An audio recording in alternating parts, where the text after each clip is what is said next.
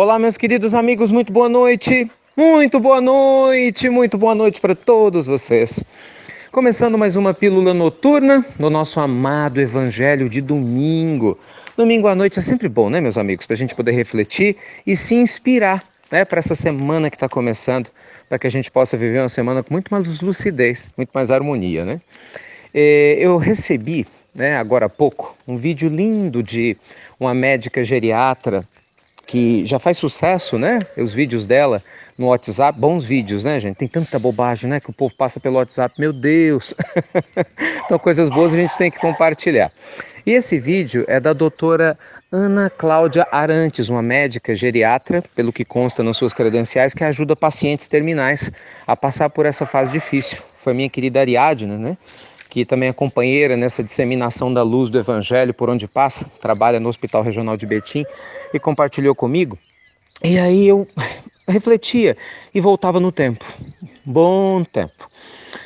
Há mais ou menos uns 20 anos atrás, eu tive a oportunidade fantástica, e eu sou muito grato a Deus por ela, de ficar praticamente 5 anos fazendo visitas no Hospital João 23, em Belo Horizonte, tanto no CTI quanto no UTI. E eu tive a oportunidade, nesses momentos de visitas, de acompanhar muitos pacientes, né?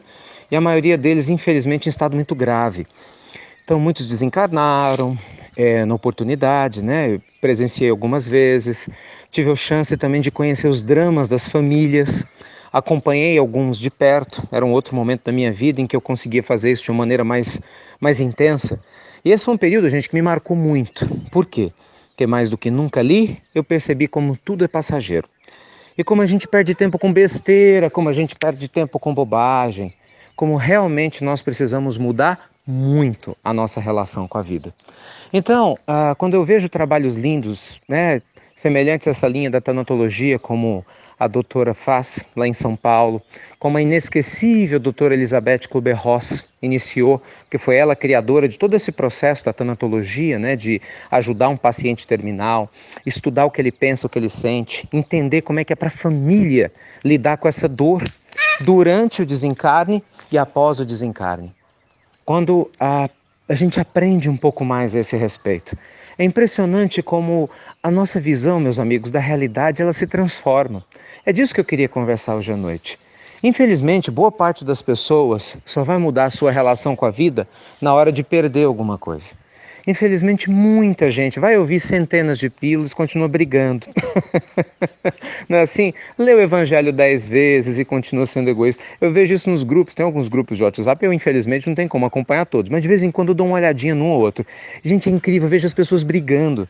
E brigando é feio mesmo, né? Sabe, xingando umas às outras pelo WhatsApp.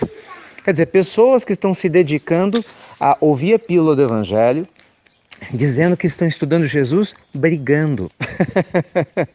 Então a gente vê como realmente a nossa mente precisa se abrir, nosso coração precisa se abrir para a realidade. E às vezes muito, eu só estou dando um exemplo, né? Mas às vezes isso só vai acontecer, infelizmente, depois que houver uma perda. Esse é que é o grande problema humano, a gente ainda atrai essas circunstâncias para despertar. Então, é um infarto de alguém que a gente ama, é uma doença grave, às vezes um filho que fica doente, o desencarne de alguém muito próximo a nós, é uma perda. Infelizmente, por um lado, a gente ainda atrai perdas. Você já parou para pensar nisso? Nós criamos inconscientemente perdas no nosso existir para que essa perda sirva muitas vezes de choque existencial, para fazer com que a nossa casca se rompa, com que o nosso ego se abra, muitas vezes através da dor que a gente sente pela perda. E por mais que a gente reclame da perda, nesse instante a gente se torna mais forte. Nós nos tornamos inteiros.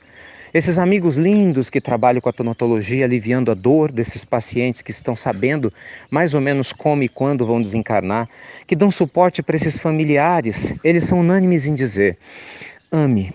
Ame aquele que você vê que está desencarnando e ame a si mesmo também. Dê o máximo de si em todos os momentos que você tem a oportunidade de se doar e de servir. Quebrando, né, todo o orgulho, sabe, quebrando toda a vaidade, que são tão tolas, né, meus amigos? Porque é interessante isso, frente à morte, frente à iminência da morte, realmente a gente não perde tempo pensando e falando bobagens.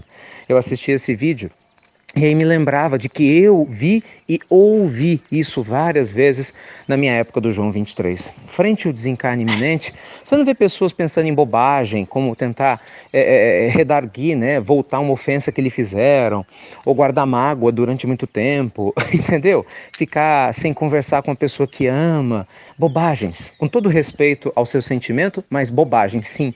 Porque quando eu ajo assim, é uma bobagem. Quando você age assim, é uma bobagem, porque a gente dá mais poder a uma dor e um incômodo do que ele deve ter. E o problema é que o tempo passa, né? E a gente se acostuma a viver assim, pela metade. Quantas pessoas pela metade você conhece? Pessoas que sorriem de um lado, mas estão destruídas por outro. Por quê? Porque são pessimistas, porque carregam culpas, porque não sabem pedir desculpa, porque acham que são donas da razão. Como que você vai ser feliz assim? Não tem jeito, não está inteiro. Bobagens, porque às vezes a gente esquece de sonhar.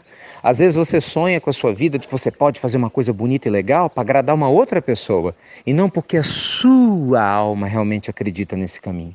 E aí você vive uma vida de mentira para os outros, vive uma farsa, né? Como se fosse um ator representando ser um ser humano que não é. E aí, infelizmente, quando vem a morte, ou vem uma doença grave, uma perda qualquer, a gente acaba enxergando a realidade tal qual ela é. Como assim? Que tudo passa. Não tem jeito, meus amigos, tudo passa. Enfim, tema profundo, como sempre, tempo curto. Qual que é a conclusão que eu queria chegar com vocês nessa noite de hoje? Ame e transforme a sua vida para melhor. Não espere uma situação de perda grande bater na sua porta para você reconhecer como você já tem coisas lindas para viver na sua vida hoje.